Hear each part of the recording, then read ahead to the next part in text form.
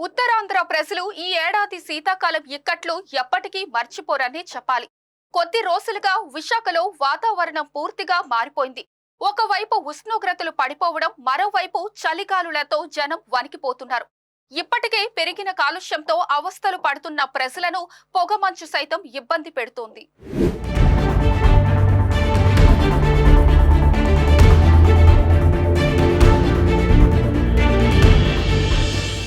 వాతావరణంలో మార్పులు ప్రజల ఆరోగ్యంపై తీవ్ర ప్రభావం చూపిస్తున్నాయి. ఛాతీ, ముక్కు సంబంధిత సమస్యలైన ఆస్తమా, సైనసైటిస్, అలర్జీ, టాన్సిలైటిస్ వంటి వ్యాధులతో జనం ఉక్కిరిబిక్కిరవుతున్నారు. పెదవాల్తేరులోని ప్రభుత్వ ఛాతీ ఆసుపత్రి, ఈఎన్టీ ఆసుపత్రి, హనుమంతువాకలోని విమ్స్ కి వచ్చే బాధితుల సంఖ్య రోజురోజుకు పెరుగుతోంది. శీతాకాలంలో వ్యాప్తి చెందే కొన్ని రకాల వైరస్ల వల్ల ఆస్తమా కేసులు పెరుగుతుంటాయని వైద్యులు చెబుతున్నారు. చల్లని గాలి కారణంగా శ్వాసనాళాలో కుచించుకుపోయి గాలి రాకపోకలకు ఆటంకం ఏర్పడుతుంది. ఇది ఆయాసానికి, తద్వారా ఆస్తమాకు దారితీస్తుంది. సాధారణ జలుబు, దగ్గుతో మొదలై రాత్రి వేళల్లో ఇదే తీవ్ర రూపం దాల్చుతుంది. కొంతమందిలో ఇదే వంశపారపర్యంగా కూడా వస్తుందని వైద్యులు తెలిపారు.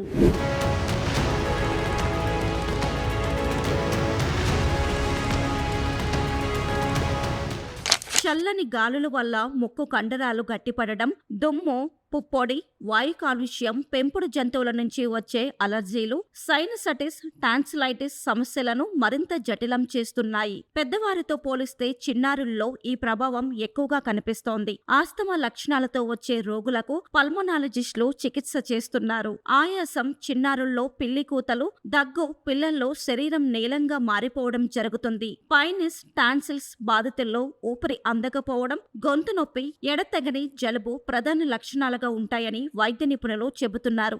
మిగిలిన నెలలతో పోల్చుకుంటే డిసెంబర్లో ఆసుపత్రులకు వచ్చేవారి సంఖ్య రెట్టింపయింది.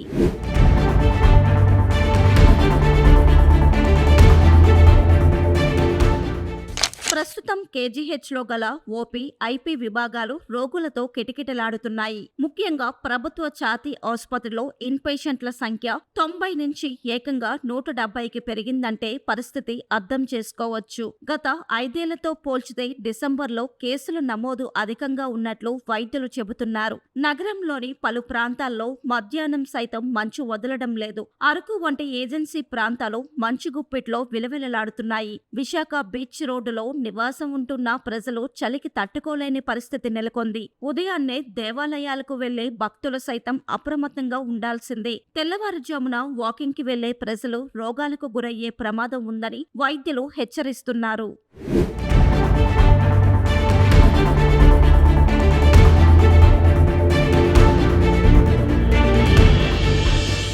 ఇప్పటికే కాలుష్యం బెడదతో బాధపడుతున్న విశాఖపట్నం ప్రజలు ఈ సంవత్సరం గతంలో ఎన్నడూ లేనంతగా శీతాకాలంలో కూడా ఇబ్బందులు పడుతున్నారు. విమ్స్ హాస్పిటల్, చెస్ట్ హాస్పిటల్తో పాటు మన ఉత్తరాంధ్ర ఆరోగ్య ప్రధాని కేజీహెచ్ కూడా పేషెంట్లు ఎంతో మంది క్యూ కడుతున్నారు.